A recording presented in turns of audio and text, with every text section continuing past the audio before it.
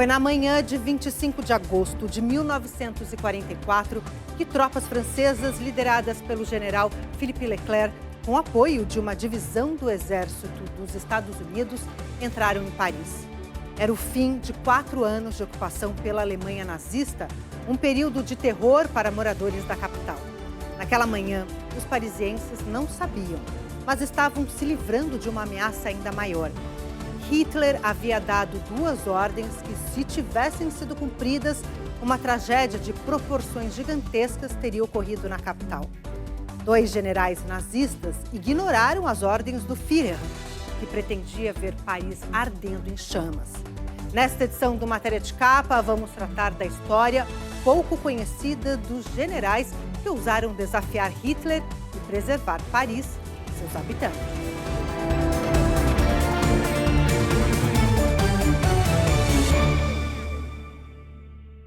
Inconformado com a possibilidade de perder Paris, seu grande trunfo na guerra, Hitler havia dado 2 ordens a seus generais que não foram cumpridas, para a sorte da população da capital e do mundo civilizado.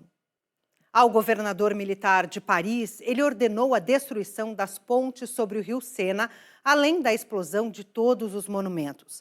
A outro general determinou que fossem lançados bombardeios aéreos sobre a capital, até mesmo contra a população civil. No livro Paris está em chamas, os jornalistas Dominique Lapierre, francês, e Larry Collins, norte-americano, realizaram um importante trabalho de reconstituição histórica. Entrevistando centenas de pessoas, incluindo militares que comandaram operações nos 2 lados do conflito, Lapierre e Collins resgataram os momentos decisivos da luta pelo controle da capital francesa. O título do livro Paris está em chamas vem da pergunta feita por Hitler a seus generais. Em acessos de ódio, o Führer gritava que, se a perda fosse inevitável, os aliados deveriam encontrar uma cidade em ruínas e sempre terminava perguntando se Paris já estava tomada pelas chamas. Quando os aliados começaram a se aproximar de Paris, Hitler ordenou ao general Dietrich von Choltitz, chefe da ocupação nazista em Paris, que destruísse 45 pontes sobre o Sena. A loucura do Führer ia mais longe. Ele exigia que todos os monumentos simbólicos de Paris, como a Torre Eiffel, o Arco do Triunfo e a Catedral de Notre-Dame, fossem destruídos por bombas. Esse momento histórico foi retratado no filme Diplomacia, do diretor Volker Schlendorf. O personagem do general von Choltitz é interpretado pelo ator Neil Armstrong. Apesar das pressões que sofria não apenas de Berlim, mas de seus colegas em Paris, von Choltitz ignorou a ordem até a entrada das tropas aliadas na capital. Eram 14h30 do dia 25 de agosto, quando tropas francesas invadiram o hotel Meurice e capturaram os últimos alemães que guardavam o QG alemão. Num dos andares do hotel, o general von Choltitz aguardava o inevitável: assinar a ordem de rendição e determinar às tropas alemãs que suspendessem o fogo. Preso pelos franceses, ele cumpriu pena de 3 anos. Libertado em 1947, von Choltitz voltou para a família em Baden-Baden, na Alemanha, onde se tornou um pequeno empresário. O homem que se recusou a seguir as ordens de Hitler para destruir Paris morreu em 1966. A história das guerras também é escrita por personagens que passam quase despercebidos. Dotados de uma coragem excepcional, colocam a vida em risco para alcançar algum objetivo nobre. Esse foi o caso do cônsul da Suécia em Paris durante a ocupação alemã, Raoul Nordling. Mais do que salvar muitas vidas, ele contribuiu para evitar que a cidade fosse destruída pelos nazistas. Nordling negociou várias tréguas entre os civis que haviam se rebelado em Paris e o comando alemão, representado pelo general von Choltitz. Além disso, na qualidade de diplomata de um país neutro, ele conseguiu do general von Choltitz um salvo-conduto para sair de Paris e enfrentar uma missão de alto risco: procurar o comando aliado na Normandia para pedir a antecipação da entrada das tropas francesas e norte-americanas em Paris. Por incrível que pareça, a proposta era do próprio comandante das forças alemãs em Paris. Com essa iniciativa, o general esperava se libertar de 2 pesadelos. Hitler havia ordenado que Paris fosse transformada em chamas, e o levante da resistência francesa deveria ser esmagado a qualquer custo. Ou seja, caberia a ele promover um massacre de civis. Para complicar, o cônsul sueco Raoul Nordling teve um ataque cardíaco na véspera da viagem. A solução encontrada foi mandar seu irmão Rolf, que se passou por ele. A missão alcançou o resultado esperado. A 2ª Divisão Francesa, sob o comando de Leclerc, antecipou o deslocamento em direção a Paris, seguida pela 4ª Divisão dos Estados Unidos. Isso evitou que Paris fosse arrasada pelas bombas, como pretendia Hitler, mas não impediu a repressão contra os civis, uma vez que as tropas ainda demoraram dias para chegar à capital. As imagens das tropas francesas e norte-americanas desfilando pelo Champs-Élysées dão a impressão que a libertação de Paris foi uma operação até certo ponto tranquila, mas não foi bem assim. Quando a resistência francesa iniciou um levante contra as forças alemãs em 19 de agosto de 1944, os nazistas reagiram de forma violenta. As ordens vindas de Berlim eram para massacrar os insurgentes. No centro de Paris, milhares de soldados alemães tentavam eliminar os focos da resistência num combate desigual para os franceses. Além disso, as tropas aliadas ainda estavam muito longe da capital para garantir o apoio. Antes da chegada a Paris, as tropas francesas, comandadas pelo general Philippe Leclerc, enfrentaram vários combates contra os alemães que resultaram em graves perdas. Hitler não admitia a hipótese de perder Paris. A capital francesa era vital do ponto de vista estratégico e para a propaganda nazista. Enquanto as forças aliadas tentavam acelerar o passo rumo a Paris, o principal personagem da resistência francesa aguardava na pequena Rambouillet, a 50 quilômetros de distância, o momento de sua entrada na capital. Era o general Charles de Gaulle, que os comandantes americanos não queriam ver por perto. A antipatia em relação a ele começava pelo então presidente dos Estados Unidos, Franklin Roosevelt, que disparava frequentes comentários negativos contra o general francês. O mesmo acontecia com o general Eisenhower, comandante-geral das Forças Aliadas, e seu braço direito, o general Omar Bradley. De Gaulle estava longe de ser uma figura fácil no trato. Ele misturava o mau humor típico dos franceses com doses de arrogância e prepotência, mesmo sabendo que dependia dos aliados para manter as pobres e desfalcadas forças francesas. Na tarde do dia 25 de agosto, de Gaulle chega a Paris e vai direto para Gare Montparnasse, a estação ferroviária onde ficava o posto de comando de seu fiel aliado, Leclerc. Só depois desse encontro, ele iria se dirigir ao Hotel de Ville, a prefeitura da cidade, onde os líderes da resistência o aguardavam. Mas o grande dia para de Gaulle seria o 26 de agosto, o sábado após a libertação, quando ele liderou um desfile pelo Champs-Élysées para marcar sua entrada oficial em Paris. Seus assessores estavam em pânico, uma vez que, ao ar livre, em plena avenida, ele seria um alvo fácil para os franco-atiradores que ainda se escondiam pelas ruas e prédios da capital. Apesar disso, de Gaulle vai para o desfile. Ele acreditava que seu futuro político dependia daquele gesto.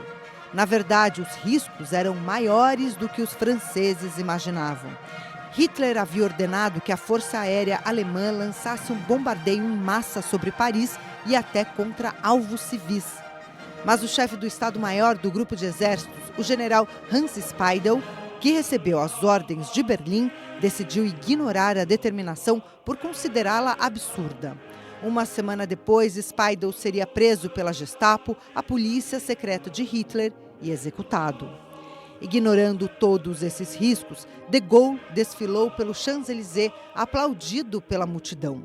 Semanas depois, ele estaria à frente de um governo provisório para a irritação de setores da resistência ligados ao Partido Comunista, que esperavam ocupar os postos principais. A batalha por Paris estava ganha, mas a guerra ainda iria se prolongar por mais de um ano na Europa e na Ásia. Aquela sexta-feira, 25 de agosto de 1944, iria entrar para a história como um dia de glória para a França e todo o mundo livre. Pelo menos da capital, o fantasma do nazismo havia sido expulso.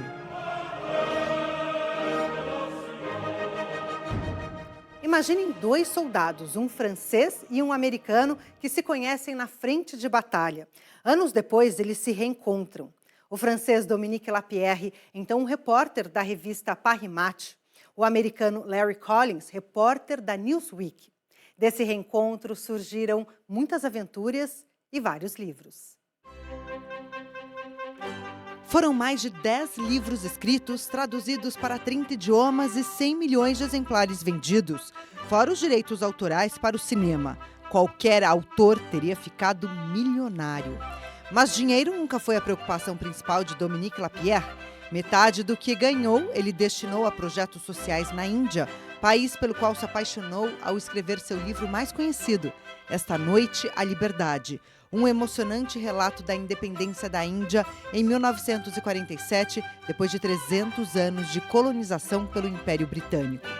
Nesse livro, lançado em 1975, Lapierre e Larry Collins narram a campanha pacífica de Mahatma Gandhi e a tragédia que se seguiu à libertação, com os conflitos entre hindus e muçulmanos, que resultaram em milhares de mortes. Em 97, Lapierre lançou um livro de memórias, 1000 Sóis, onde relembra suas viagens por dezenas de países. Recheado de aventuras, histórias curiosas e personagens incomuns, o leitor acompanha a vida do autor, plena de emoções e descobertas. Após décadas de intensa colaboração no setor literário, a dupla se desfez em 2005 com a morte de Larry Collins aos 76 anos. Dominique Lapierre faleceu em 2022 aos 93 anos. Ao longo de toda a sua vida, ele se guiou pelo princípio que o levou a apoiar projetos sociais. Podemos todos nosotros ser instrumentos de cambio. Podemos todos nosotros trazer pouco de justiça. Daqui a pouco, como a maior operação militar naval da história mudou o curso da guerra e marcou o início da derrota da Alemanha nazista. E ainda dos campos de batalha para as telas dos cinemas. Hollywood mobilizou roteiristas, diretores e grandes astros para retratar o conflito que marcou o século XX.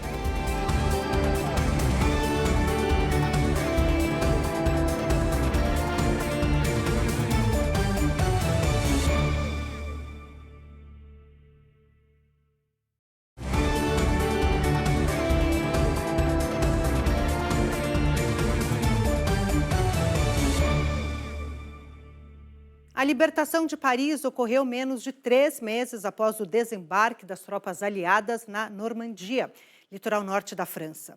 Esse desembarque, que marcou o chamado Dia D, entrou para a história como a maior operação militar marítima de todos os tempos. No dia 6 de junho de 1944, mais de 1.200 navios de guerra e 800 navios mercantes carregados de munições e alimentos, além de milhares de pequenas embarcações de transporte de tropas e armamentos, cruzaram o Canal da Mancha. A operação tinha 5 pontos marcados na costa francesa, batizados de Utah, Omaha, Gold, Juno e Sword. Do ar, 5.500 aviões atuavam em missões de bombardeio das posições alemãs ao longo da costa da Normandia. Só no primeiro dia de ataque, 160 mil soldados cruzaram o Canal da Mancha, número que subiu para 800 mil no final de junho. Desse total, 4 mil morreram e 6 mil ficaram feridos apenas nas primeiras 12 horas de combate. Entre os alemães, as perdas foram estimadas entre 4 e 9 mil. No total, a Batalha da Normandia, que se estendeu por várias semanas, deixou 73 mil mortos e 150 mil feridos entre as tropas aliadas. Soldados de 10 países, incluindo Estados Unidos, Reino Unido, França, Austrália e Noruega, entre outros, participaram dos combates. Antes da invasão, o comando aliado disparou várias operações planejadas para desviar a atenção dos alemães, como transmissões de rádio falsas que indicavam diferentes locais de desembarque, lançamento de manequins como se fossem paraquedistas e interferência nas estações de radar alemãs ao longo da costa francesa. Por sua vez, os alemães construíram fortificações de concreto para abrigar canhões e espalharam minas e arame farpado nas praias. Nos primeiros dias de combate, os aliados não conseguiram alcançar nenhum dos objetivos programados.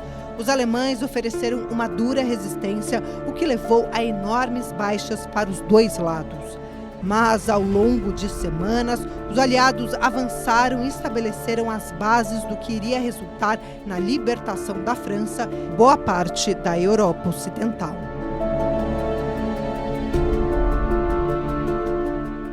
A vitória dos aliados na Normandia resultou de vários fatores que, se não tivessem ocorrido de forma simultânea, o resultado da batalha poderia ter sido outro. O planejamento estratégico ao longo de meses é apontado como o principal fator que assegurou a vitória contra os nazistas na costa norte da França.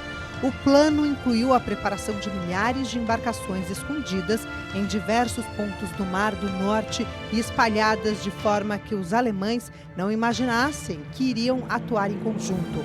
O mesmo ocorreu com os mais de 5.000 aviões. A decisão de lançar a operação no dia 6 de junho, apesar das condições climáticas não muito favoráveis, também foi acertada. Além do clima, as marés não estavam muito altas, a ponto de impedir o desembarque das tropas. Por último, as ações da inteligência militar para desviar a atenção dos alemães e o fato de que o comando nazista não conseguiu completar os planos de reforço militar nas posições ao longo da costa. Pelo menos 10 filmes sobre o dia D foram produzidos depois da Segunda Guerra Mundial. Vamos lembrar alguns dos mais aclamados pela crítica e pelo público. O Mais Longo dos Dias. Esse é um dos mais importantes filmes de guerra de todos os tempos. Durante 30 anos, também foi a película em preto e branco mais cara da história, até que Steven Spielberg lançasse A Lista de Schindler. Além de um elenco com estrelas da época, eram tantos núcleos diferentes de filmagens que a superprodução precisou de 3 diretores. Um para as sequências britânicas, outro para as norte-americanas e um terceiro para as cenas com nazistas. Vencedor de 2 Oscars, o filme revela a complexidade da operação militar, mostrando as hesitações dos aliados em relação à data da invasão, as táticas para confundir os alemães e as batalhas após o desembarque. Uma produção mais recente sobre o dia D foi dirigida por Steven Spielberg, O Resgate do Soldado Ryan, de 1998. Vencedor de 5 Oscars, incluindo o melhor diretor, o filme é inspirado numa história real. O capitão John Miller, interpretado por Tom Hanks, e 7 homens são encarregados de uma perigosa missão para encontrar o paraquedista James Francis Ryan, o último sobrevivente de 4 irmãos enviados à guerra. Os primeiros 27 minutos do filme contam com uma sequência de tirar o fôlego sobre o assalto à praia de Omaha durante os desembarques na Normandia. Daqui a pouco, Churchill mobiliza a língua inglesa para levantar o moral das tropas britânicas e do mundo livre. E ainda, a virada na guerra que levou os aliados a fechar o cerco sobre as forças da Alemanha nazista.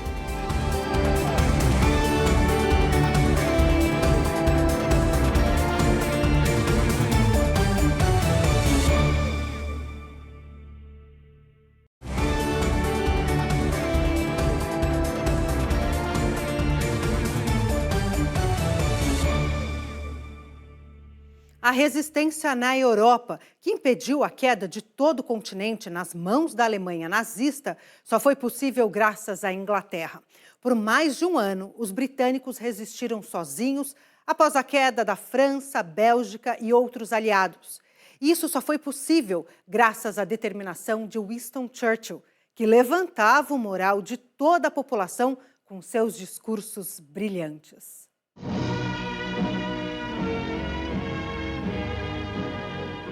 Resistindo a todas as pressões internas e externas para que aceitasse um acordo, o primeiro-ministro britânico manteve o país na luta contra os nazistas. A Alemanha chegou a ocupar quase toda a Europa Ocidental e Hitler planejou a invasão da Inglaterra. No entanto, esse plano só não foi concretizado graças à resistência da Força Aérea Real e da Marinha Britânica. Isso não impediu os intensos bombardeios aéreos dos alemães sobre Londres e outras cidades da ilha. Em meio aos sofrimentos e às enormes perdas, os ingleses seguiam adiante, estimulados pela determinação de Winston Churchill. Nesse discurso transmitido pela BBC, quando os alemães levavam grande vantagem no campo de batalha, o primeiro-ministro prometia resistir até o fim. We shall defend our island, whatever the cost may be. We shall fight on the beaches, we shall fight on the landing grounds, we shall fight in the fields and in the streets, we shall fight in the hills, we shall never surrender.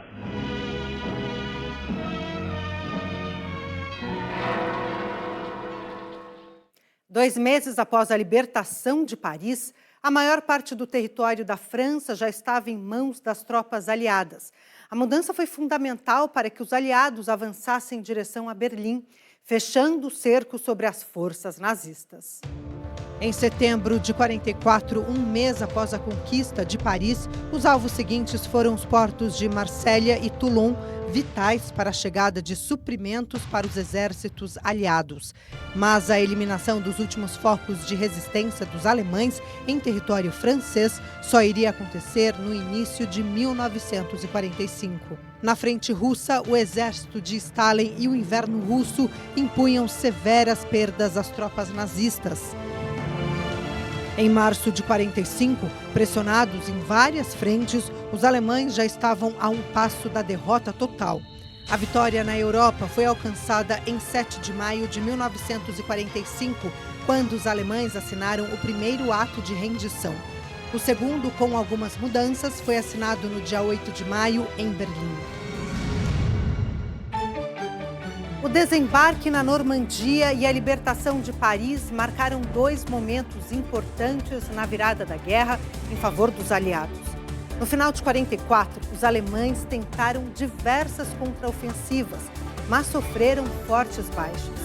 Ignorando as lições da história, Hitler havia despachado milhares de soldados para a frente russa, onde foram dizimados pelo inverno rigoroso e pelas tropas de Stalin. Em abril de 45, os russos foram os primeiros a entrar em Berlim, lançando o golpe final contra os nazistas.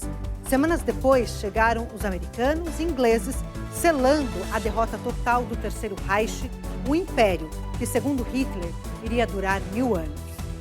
Esta edição do Matéria de Capa fica por aqui. Voltamos na próxima semana, nesse mesmo horário. Até lá!